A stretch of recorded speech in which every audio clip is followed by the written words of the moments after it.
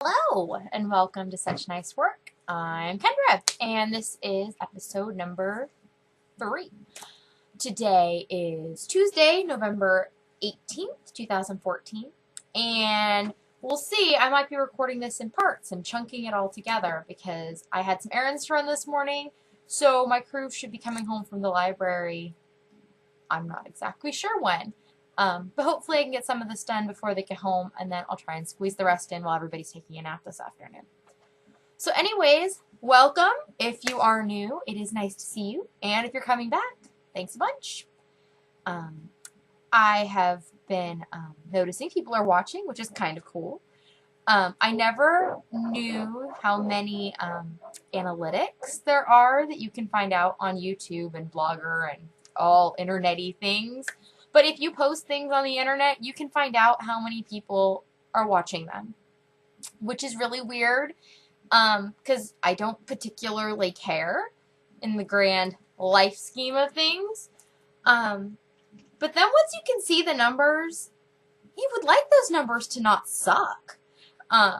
So it kind of is throwing me off a little. I had a teacher in middle school that kind of did the same thing where I didn't really care where I was as far as the class was concerned because I usually I felt smarter than most of them, but my grades usually were at least, toward the top, depending on how much work I decided to do or ignore. But yeah, he would post our grades with our order. They were all by numbers. He didn't say your name, but you learned everybody's numbers. But so we would be ranked. And once you could see your little number on the list, you wanted to be near the top. It wasn't fun to be near the bottom, even if you didn't really care, if you couldn't see it that way. So, yeah, YouTube analytics are kind of strange to watch. You can also find out, in addition to how many subscribers you have, which when I checked yesterday, I think I have 14, which is just crazy to me because I didn't figure anybody was going to subscribe. So 14 is a huge number.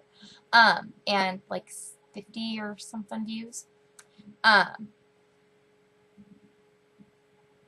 What was I saying? I don't even remember. Anyways, you can tell how many minutes people have been watching, or Google does some kind of approximation on YouTube of how many estimated minutes. And I'm not exactly sure how they come up with the math for that, but whatever. But it makes it more obvious whether people are turning you off, which now I feel bad, because I've been checking out podcasts that I haven't watched before, because I kind of ran out of the ones that I usually watch, and I feel bad turning them off in the middle, because I feel like they're going to know, and I don't want to hurt anybody's feelings, because it's not so bad if nobody watches to begin with, but you don't want to know that they turned you off. That's kind of sad. But yeah, so I've been fighting that urge. Though I don't know, it might do the same thing if I pause in the middle of an episode and go do something else and then pick back up later. I'm not sure how they do the math, but I don't want to hurt anybody's feelings. Oh yeah, so my daughter was all excited about me doing a podcast and stuff, and she's always asking me, how many subscribers are there and stuff, because she realized that the little menu shows up when I go into YouTube to watch other things. And so then she was asking if I get a reward when I get a certain number of people, because for her schooling, when we complete a certain number of lessons, or when she finishes a section, an entire book of reading, or when we're done with a unit, her spelling comes in different levels, and so there's 20 some units in it. So she gets a stamp every time she completes a unit. When she completes all the units, then we get to go bowling. So she wanted to know when Mom gets rewarded to go bowling. So I think we decided I get to go bowling as a reward if I get 52 subscribers, because my husband asked her, well, how many people does she need? And she said 52. And she thought he meant subscribers, and he decided that 52 views wasn't very many, because he said this is a hobby and that it should be fun in and of itself. I don't necessarily get rewarded for doing my hobby, which I agree with. But I think I get ice cream if I have, what do we decide, 150 views, we all get to go have ice cream. And 52 subscribers, I get to go bowling. So that's kind of fun. It's remarkably exciting that way. Maybe I should start offering myself lollipops and stuff like I offer the kids too. Maybe that would be fun. Even though it's not like I can control how many people do or don't watch this. But yeah, I've been focusing a lot on that with my crafting as far as podcasting and my craft show, which I have tons to talk about, that it needs to be fun. That's been our big turn this week, because when we're talking about the crafting and the craft shows and stuff, sometimes you can get caught up on things like the how much are you going to sell and the how much is your name going to get out there and all that stuff. And even just doing it with the intent of how much money can I make off of this thing that I'm doing.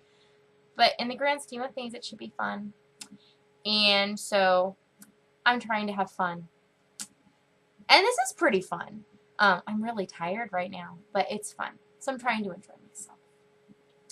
So yeah, so let's see. So we talked about the welcoming you all, say hi, and I've got lots of nice comments, and that's really nice. I would love to interact with some of you more. So if you would like to contact me, you can PM me on Ravelry at Kendra KS. That's because I live in Kansas, and I am Kendra. You can also email me at cutesiepoocreations@gmail.com. if you want to get a hold of me that way, or you can talk to me in this little box down here, but everybody sees the comments, so if that bothers you, contact me. That's cool. So let's see, we'll talk about squeaky wheels. Last week, what were my old squeaky wheels? As far as life, my apples. They're very, very squeaky apples. But my husband and I got through a bunch of them, and we are down to just 3.5 bushels. I know, that seems like a crazy number, but that's a lot. That means we got through almost 3 whole bushels. And I have canned 25 quarts of apple chunks and 2 quarts of leftover syrup. And I like to use the syrup to like sweeten tea because it gives a little bit of an appley taste, and that's delicious. I use it in place of honey and that sort of thing.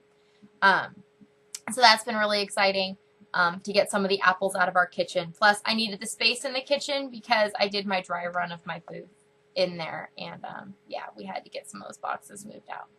So that's getting better. It's cute with we keep talking about why do we need to can the apples. My son keeps asking, and he goes, we're canning apples for winter so we can eat them in the winter. And it keeps making me think of this book that we read last year. We actually read it several times, but it's called Blueberries for Sal by Robert McCluskey, and it is an adorable book. It's about a mom and her daughter, Sal. That's right, not Sam, Sal. Short for Sally, I'd assume, because it's in another book. Same kid. Anyways, so they are going blueberry hunting on Blueberry Hill. And the mom's talking about how they need to collect blueberries for the winter. And when Sal puts them in her bucket, they go kaplink, kaplink, kaplunk. And the moms don't make that sound because she isn't just eating her blueberries as she picks them. So, you know, it quits making noise. So every time we talk about canning stuff for the winter, I always go kaplink, kaplink, kaplunk. Though it's not a good idea to kaplink, kaplink, kaplunk your apples. That's just more bruisey spots to cut out. But I did an ornament swap 2 years ago now. And I made little buckets out of cardboard and covered them with tin foil, and then I cut out all these little blueberries and made little ornaments. But yeah, so they were pretty cute. Let's see. So my old crafty squeaky wheel was to do a dry run for my Lawrence craft show that I had on Sunday. And I did. I took up my kitchen for 3 whole days. I basically blocked the end of it because I had an 8x8 booth, and my kitchen is about 8 feet wide. And so I cleared off 8 feet deep, so I kind of blocked in front of our utility room door, our outside door. And I set up my whole display, and I figured out where all my stuff was going to go, and I got it all packed up.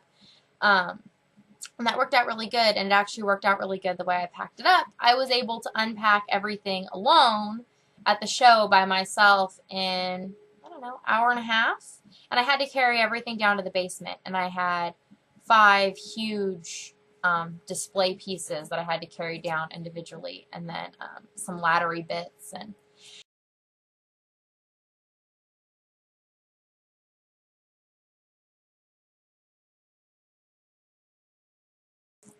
so that was my display. And I set that all up in my kitchen at first, which was a little squishy, but it helped me get organized, and now I think I am ready to do more shows.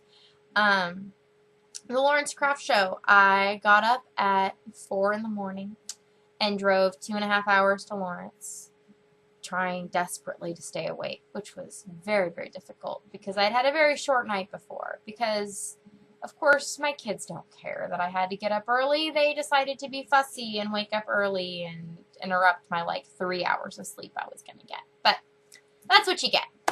And I didn't get home until 9 that night, and I stood the entire time.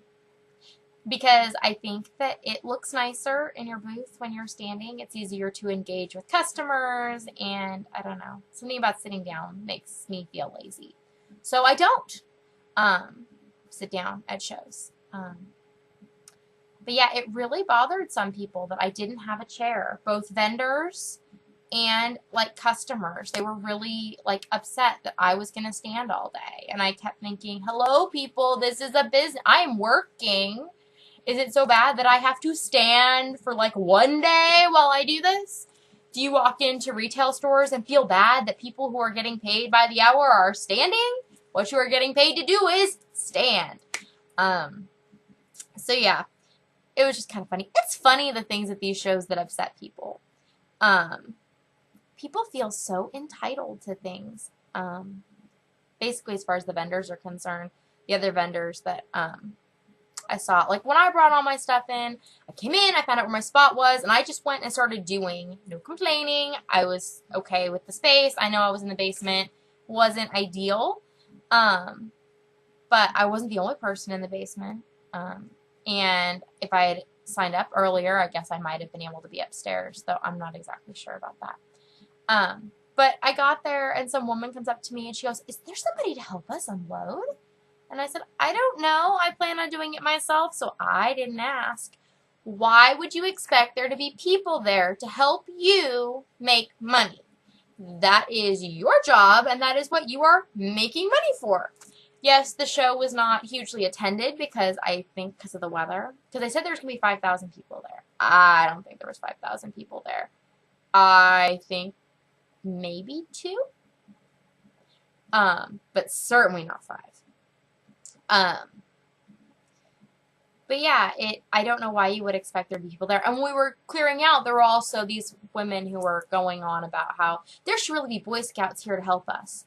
Why? We're not trying to, like, do some good service for the community. You're trying to better yourself in this endeavor. So you put in the work, and you get the rewards. I don't understand people. I also found that the people that were next to me, I called the woman in the booth next to me the Encroacher.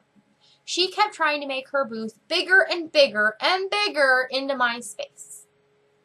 And I feel like I paid for a certain amount of space. This is my space. My booth displays, I made sure fit in that amount of space so that I wouldn't get in other people's space.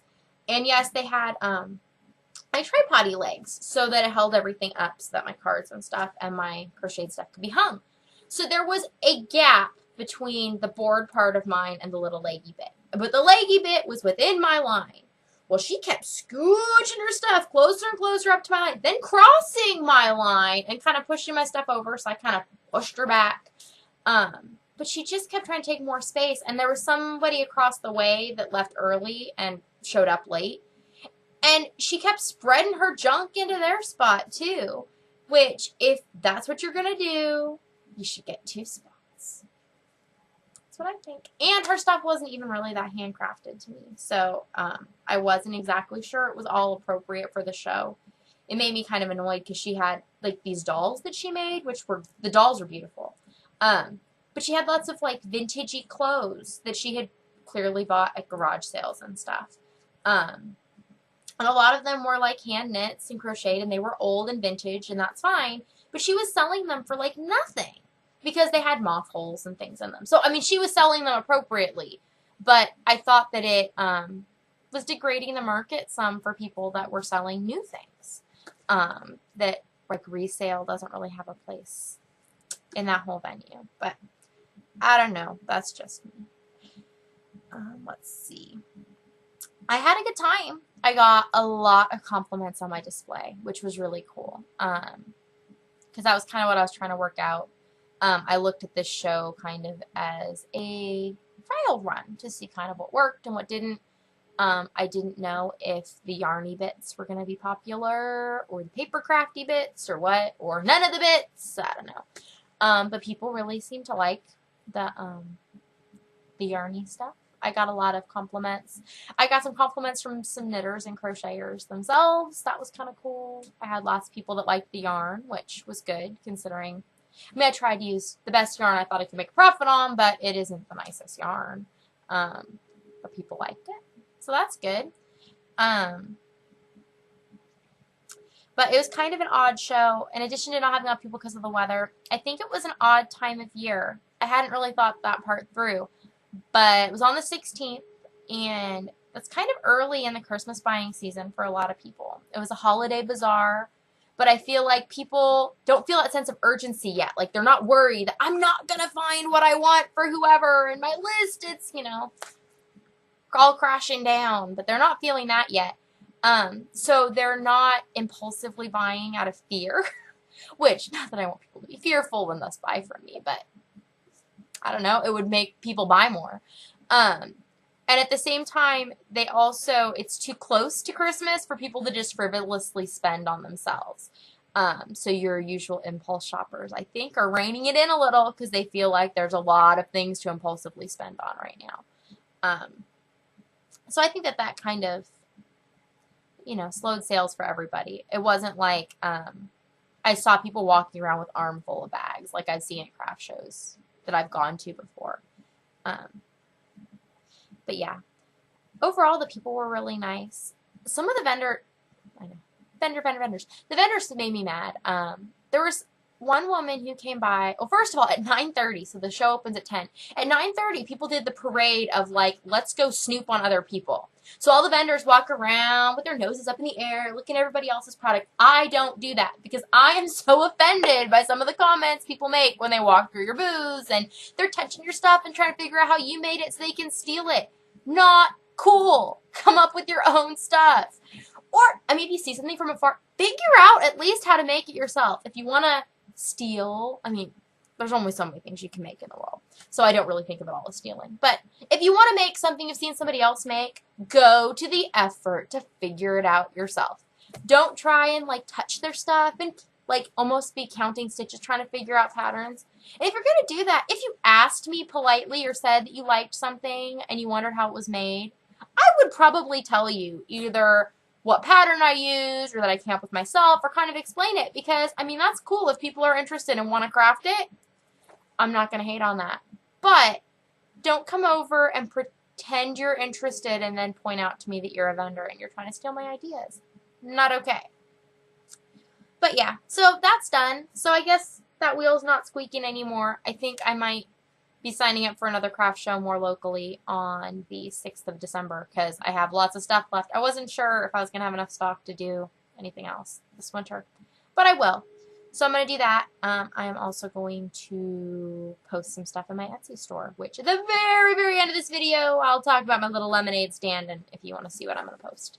It'll be all there, but I know lots of you don't care. So, yeah. As far as new squeaky wheels in my life, I need to start getting ready for my son's luau, which is on Saturday, and I haven't done, well, we went shopping yesterday, but I haven't done anything else.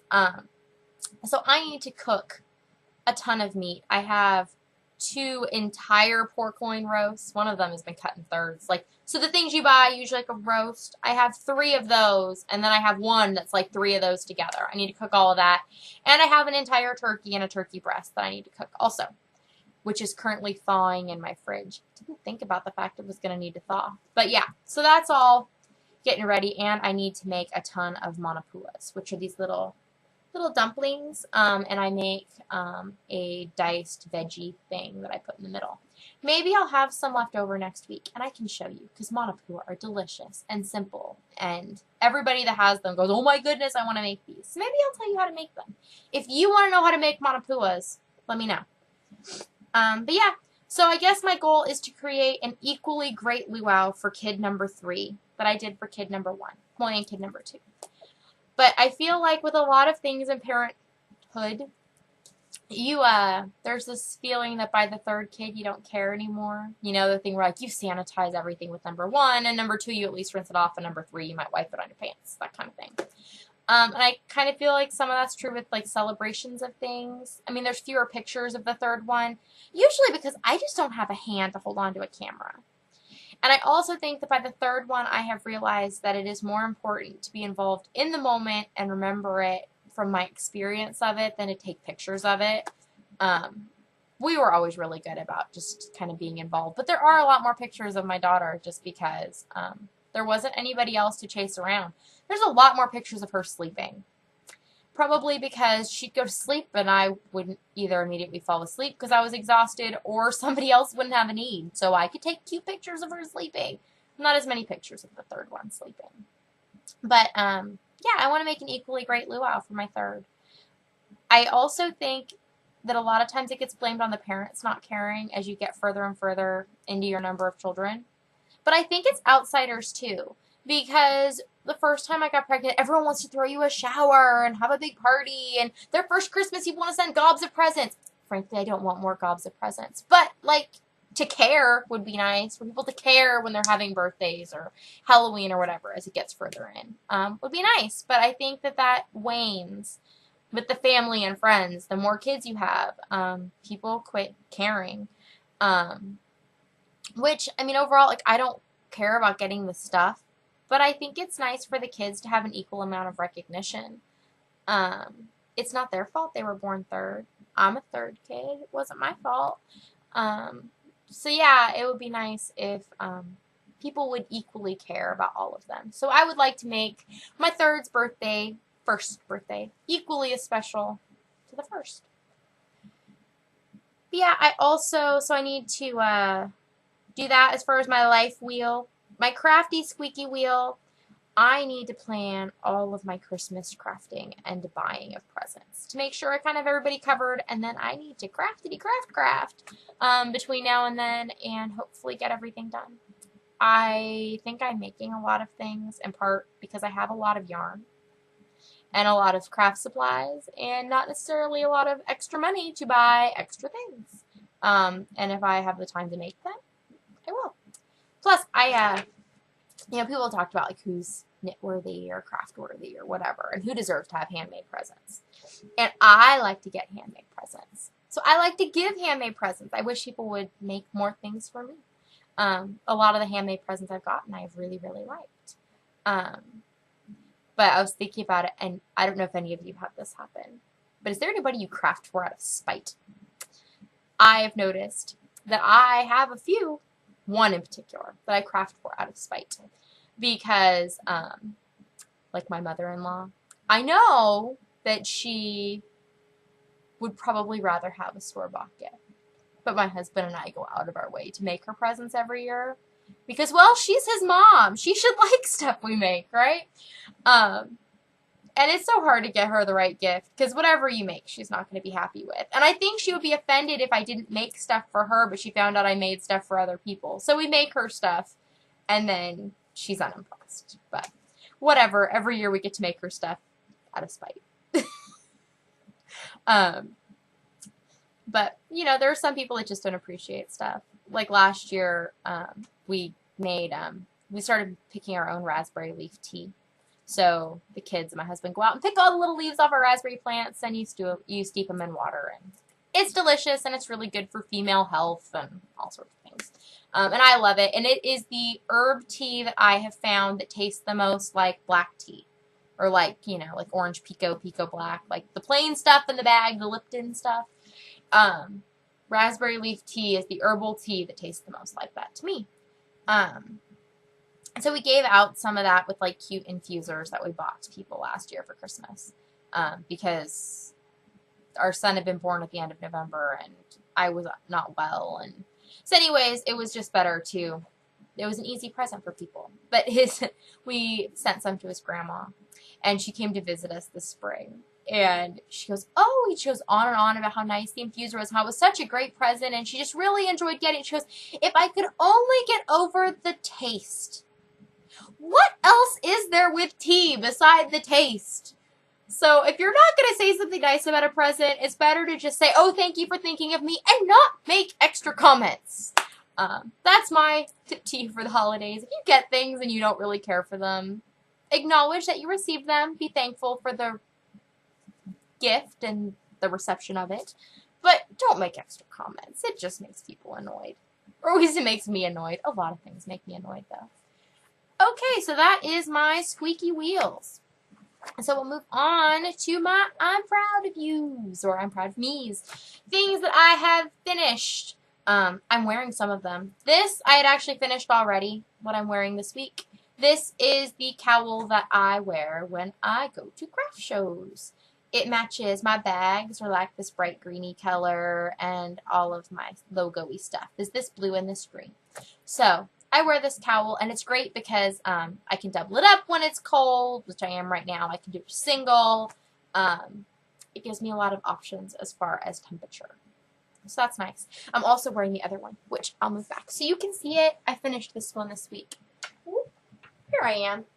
It is my apron for my money. It still has stuff in it from this weekend, but it's got a little pocket, and it has my money and my receipt book and all that stuff in it.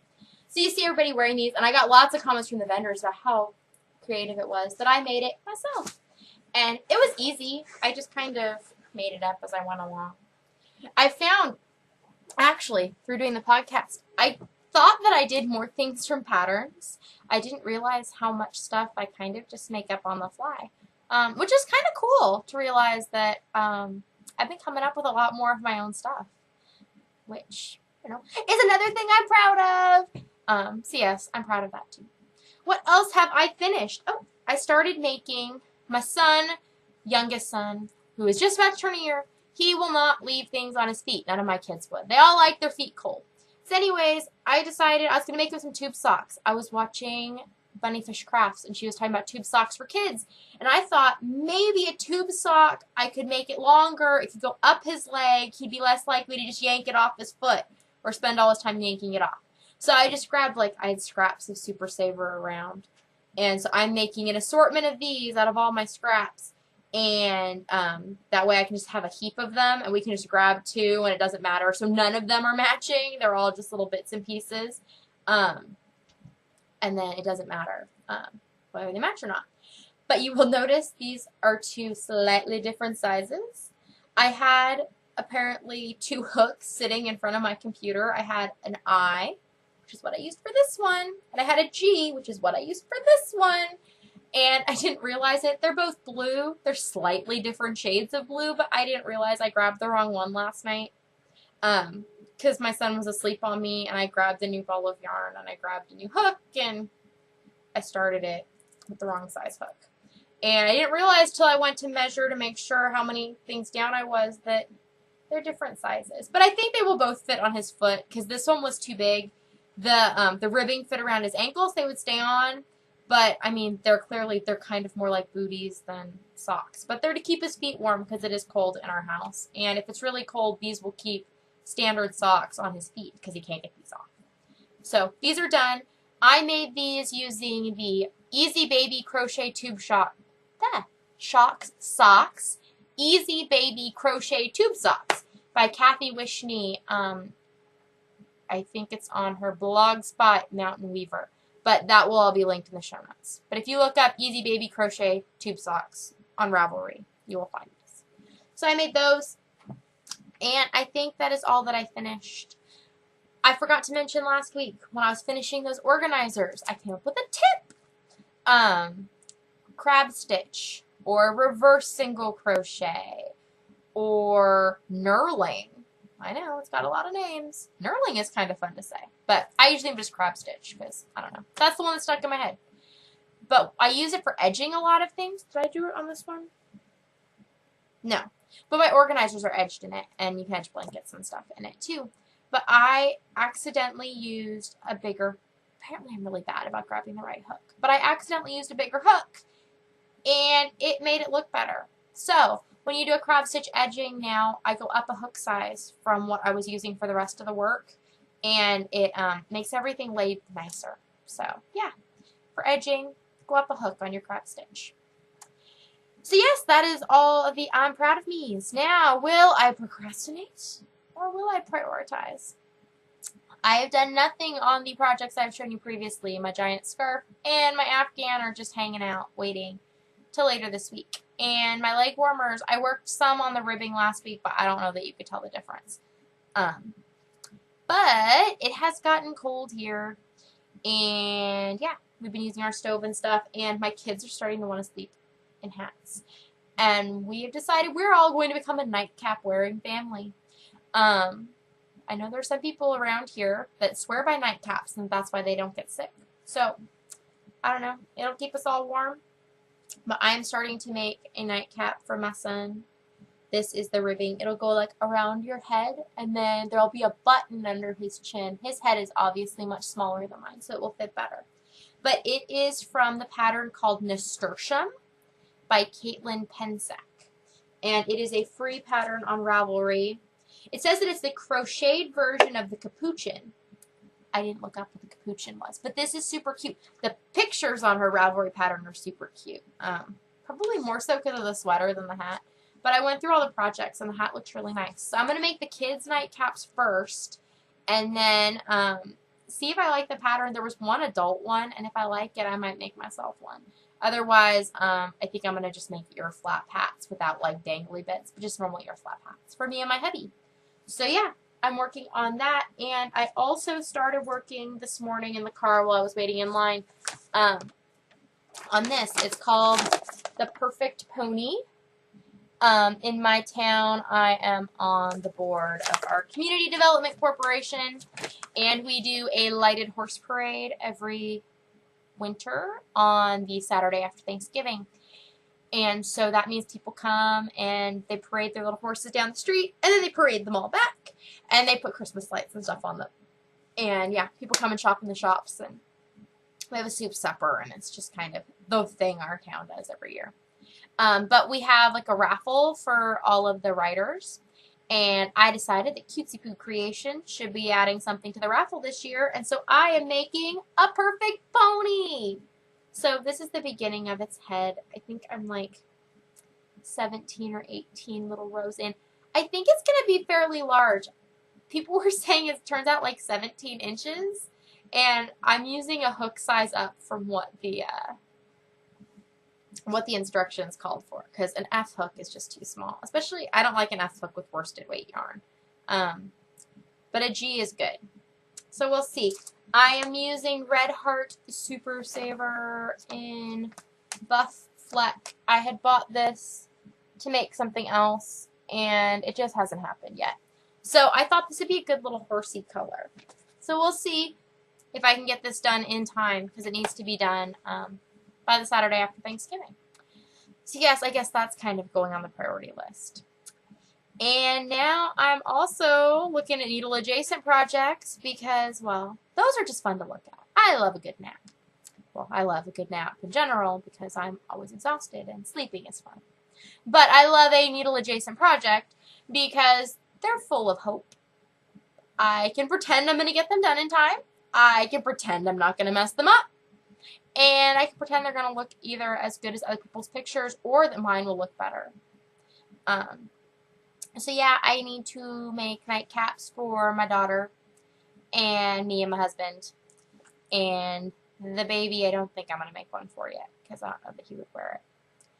But I am also looking to join the Foxes in Socks Hands Along. They are doing a thing where they, anything you can make to cover your hands, knit or crochet, 50 grams. So mitts, gloves, fingerless mitts, whatever. I am going to make these owl mitts from Erica Ward. It's a free pattern on Ravelry. And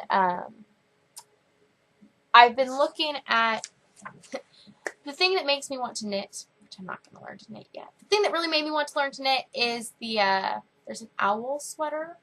I saw Lolly on Lolly's Knits. She was wearing it. It was adorable. And I really, really, really want to own one. But first I really, really, really have to learn to knit. So I'm hoping that maybe making some owl fingerless mitts for my niece will scratch my owly need. And then I won't be pining for the sweater.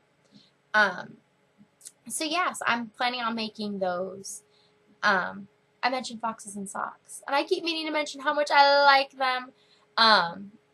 They're sisters, and they do the whole like split screeny Skypey podcasty thing. And I didn't quite realize how much they resembled each other. I mean, they look like siblings, but I didn't realize how much alike they looked till they filmed an episode together a couple weeks ago where they were in the same room, and oh my goodness, they look alike. I also really enjoy when they turn and high-five each other. That's kind of fun.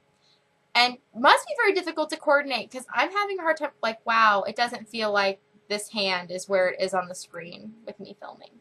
Weird. They also, in the last episode, they were playing Charlie Brown music. And it was making me laugh out loud because it was like living in my head. So yes, my troops are arriving on the porch right now. I see my porch swing swinging and shoes coming off. So I shall return momentarily in a few hours and finish recording this. I have returned. And yeah, everybody's fed. Everybody's sleeping. Except for my semi-live studio audience over there. So perhaps you might hear my husband cleaning the closet. Lucky him. It's that or podcast. Okay, so what I am reading. I'm still reading Anne of Avonlea. It is still not as good as Anne of Green Gables, but it has picked up a bit. So we'll see how that all turns out. My daughter suggested that I should read a chapter to you every week on the podcast because it is so good and she's enjoying it so much. She thinks everybody else would like it too.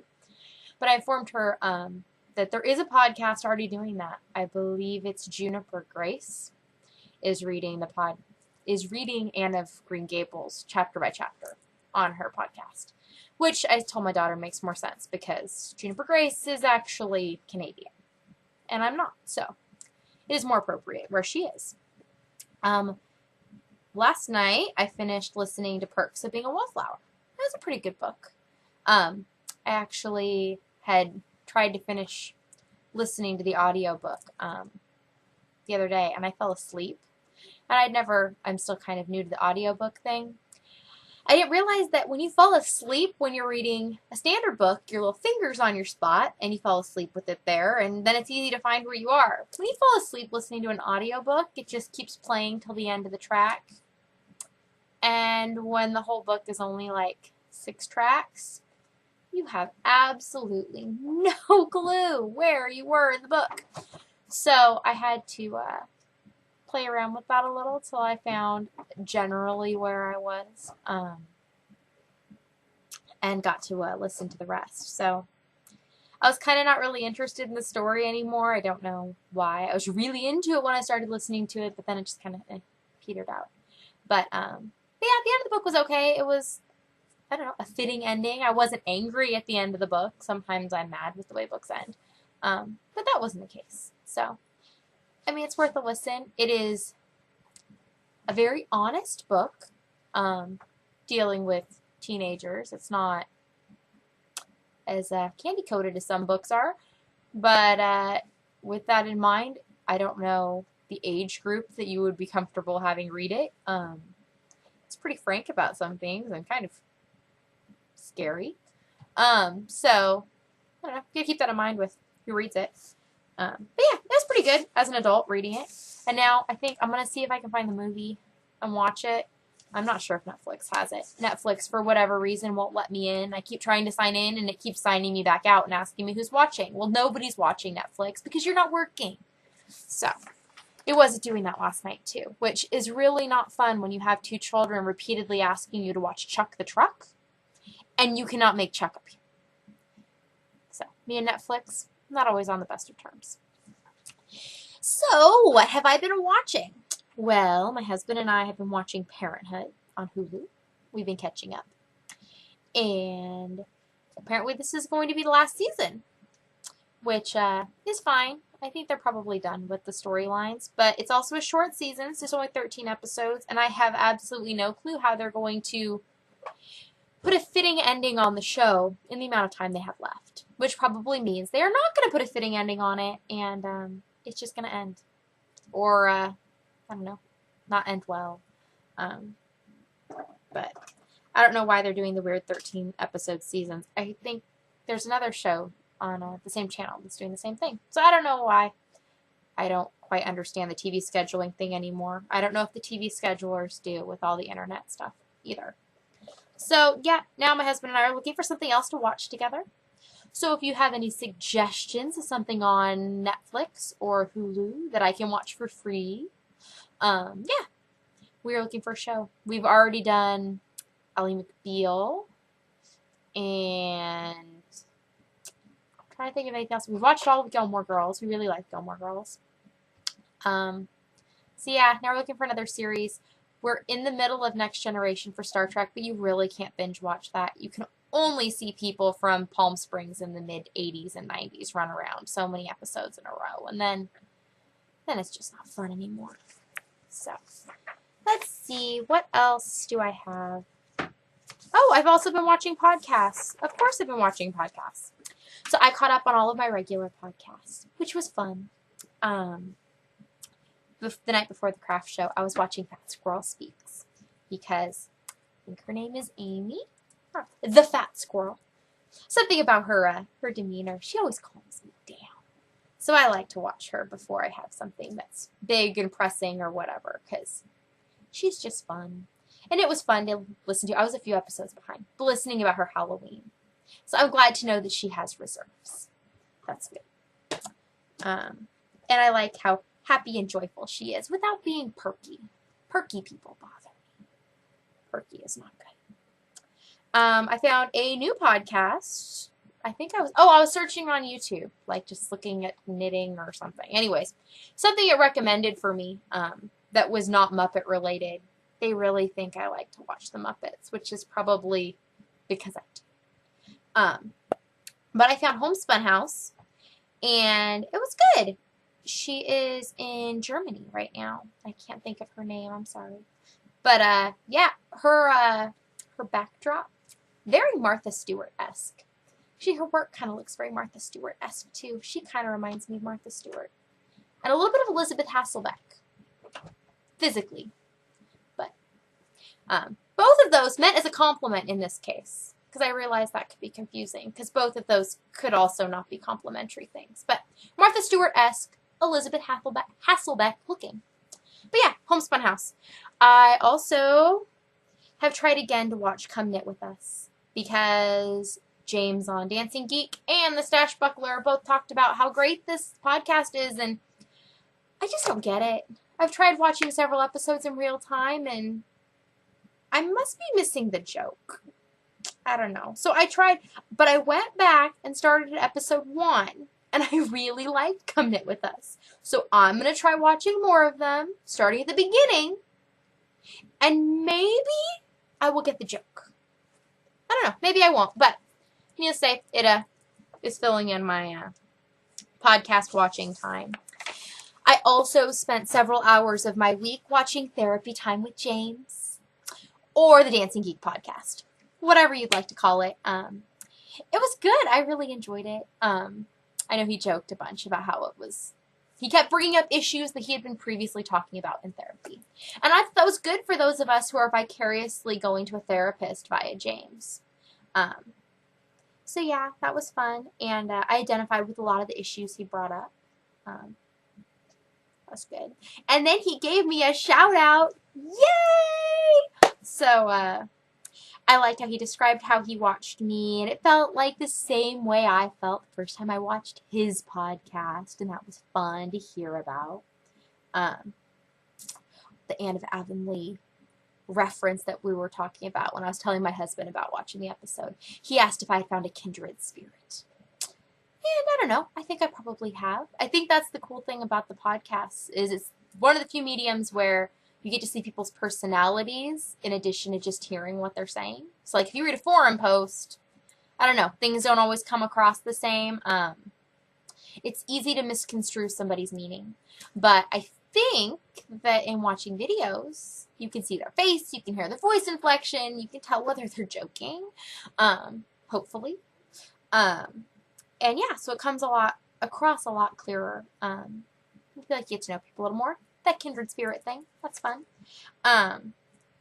I also thought it was kind of funny because he said that I seemed like a no-nonsense kind of person, which, yeah, I've been described that way, though I've had it called a lot of other things other than no-nonsense. When I did newspaper in high school, they used to call me Kendra the Soul Sucker. No nonsense, right? Sucking souls, I don't know. So yeah, that's that. And moving on to 5 things from the funny farm. So number 1 that's going on the funny farm here. Daylight savings time still sucks. I do not like the time change. I do not like adjusting to it. And I think it is just proof that the politicians that keep it happening are obviously never at home with their small children if they have them. Because children who cannot read clocks cannot change time based on a clock. And that makes life miserable for those people tending to them. Every year I think up new strategies that are going to make the time change not so bad. And so far none of them work. I've tried like easing our schedule little by little leading up to and out of, but it doesn't change when events and activities are happening. Nobody else is doing my strange Kendra plan to change time. So, yeah, it's just not fun. And I'm hopeful that maybe by Thanksgiving we'll be on the right time schedule. Number 2, it snowed. And our tradition is the first time we have big snow. We didn't really have big snow, but I don't know. We had enough snow that it seemed appropriate on the day. We've had big cold, so we went with it as snow. We have what we call breakfast, which is where I make snow people shaped pancakes, and we decorate them, and we make it snow with powdered sugar. We put little buttons on them with like raisins, or this year we use chocolate chips, and decorate a little face, and you get to eat your snow person.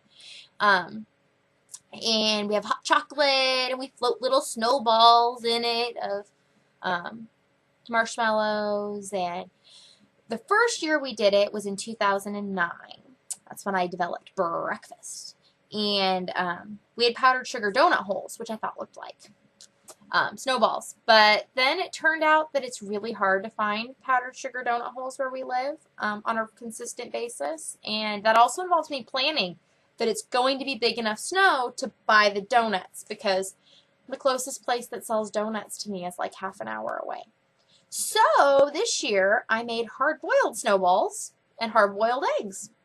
And those worked out really good. And so I think that's my new solution. Hard-boiled snowballs with our snow people for breakfast, which this year turned into brunch because we didn't eat it till almost noon because I had the kitchen blocked off with my displays that I told you about earlier. So number 3 is that we had to turn on our heat because we ran out of wood. I think I mentioned that we put in a wood stove, and I was hoping we wouldn't turn on the heat this year, and yeah, it didn't happen. We were not really prepared with the amount of wood that we needed. We have lots of trees and a chainsaw. The trees just aren't cut down or split or seasoned or any of the things you need to make good firewood out of them. But we're going to go and cut some more down this weekend because my husband has days off. And then hopefully it'll be warmer because we went and scrounged up what wood we could find yesterday, and our house responds way better to a stove than it does to the furnace. It is actually warm when the stove is burning. And even when we were on the furnace all the time, it just doesn't heat up the same way. I don't know why, but I like it roasty toasty. So we are getting that when we can. Like the first part when I recorded, it was nice and warm in here, and now it is quite chilly. Which is making me glad I have my scarf on. Let's see, number 4. I have a new monitor for my computer, which is exciting, and it's much bigger. So when I watch podcasts, they're very big and in my face. The other night, I was sitting here watching the Sort of a Knitter podcast, and based on the location, I have moved my monitor over and up, which was kind of interesting because I had to change where the camera is so that I can see you. But yes, I'm watching Sort of a Knitter, and Josh was like right up in my face excited about something, which didn't happen with where it used to be located. So I I have since pushed my chair back a little when I watch some things, especially, yeah, when people are getting excited. Um, my husband commented that it was weird. He was watching me at work, my podcast, and that I was like in his face saying hi, and he really just wanted me to take a step back. So maybe I'll just take a step back from you all. That's better. Okay. So yeah. And number 5 is that we have the luau on Saturday, and I have no clue how many people are coming. Every time, this will be the 3rd luau we've had, I send out invitations. First year I said RSVP, and I got 1 RSVP back. And a whole room of people showed up. I had tons of food, and I had plenty of food left over. But it would be nice to know who was coming. So the next time I did regrets only, and yeah, still didn't really get RSVPs. So now we're just flying by the seat of our pants to see how many people show up. I have no clue how many to prepare for. But I am cooking less food this time because I keep ending up with lots of extra, which I just put in my freezer and we eat. But we will be prepared for a number of people. And I don't know, with the time of year that it is. And it all depends on the weather because most people would have to travel. I don't know who's going to show up, but we'll see. So we are looking forward to the luau. And that is all I have for my regular stuff I'm going to talk about. Now I'm going to